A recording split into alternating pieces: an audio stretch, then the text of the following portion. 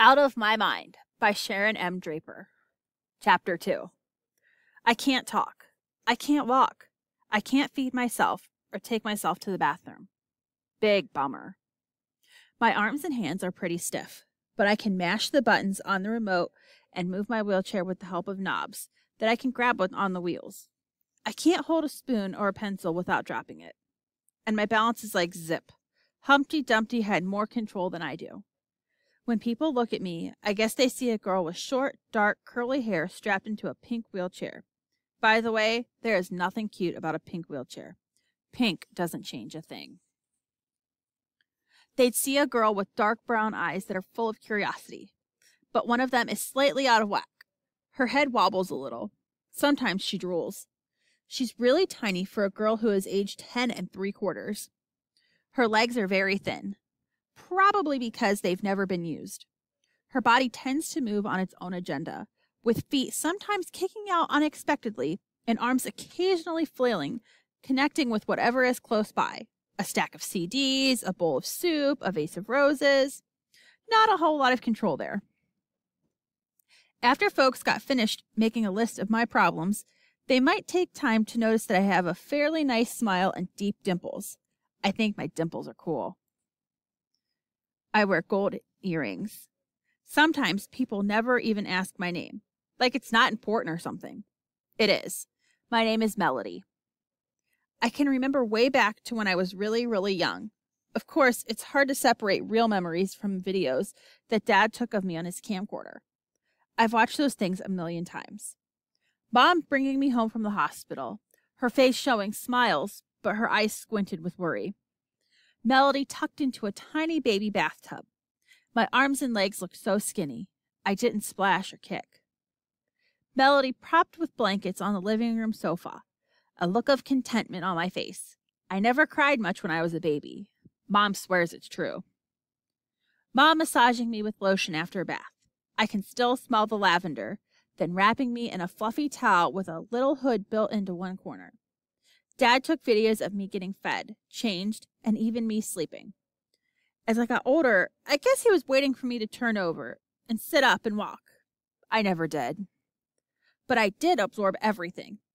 I began to recognize noises and smells and tastes, the woof and whoosh of the furnace coming alive each morning, the tangy odor of the heated dust as the house warmed up, the feel of a sneeze in the back of my throat, the music. Songs floated through me and stayed. Lullabies, mixed with the soft smells of bedtime, slept with me. Harmonies made me smile. It's like I've always had a painted musical soundtrack playing background to my life. I can almost hear colors and smell images when music is played. Mom loves classical. Big, booming Beethoven symphonies blast from her CD player all day long. Those pieces always seem to be bright blue as I listen, and they smell like fresh paint. Dad is partial to jazz, and every chance he gets, he winks at me, takes out Mom's Mozart disc, and pops in a CD of Miles Davis or Woody Herron. Jazz to me sounds like brown and tan, and it smells like wet dirt. Jazz music drives Mom crazy, which is probably why Dad puts it on. Jazz makes me itch, she says with a frown as Dad's music explodes into the kitchen. Dad goes to her gently, scratches her arms and back, and then engulfs her in a hug. She stops frowning. But she changes it back to classical again as soon as Dad leaves the room. For some reason, I've always loved country music. Loud guitar strumming, heartbroken country music. Country is lemons, not sour, but sugar sweet and tangy. Lemon cake icing. Cool, fresh lemonade. Lemon, lemon, lemon. Love it. When I was really little, I remember sitting in our kitchen, being fed breakfast by Mom, and a song came on the radio that made me screech with joy. So I'm singing, Elvira, Elvira, my heart's on fire, Elvira.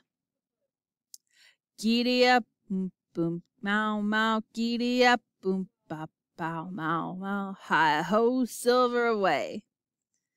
How did I already know the words and the rhythms to that song? I have no idea. It must have seeped into my memory somehow. Maybe from a radio or TV program. Anyway, I almost fell out of my chair.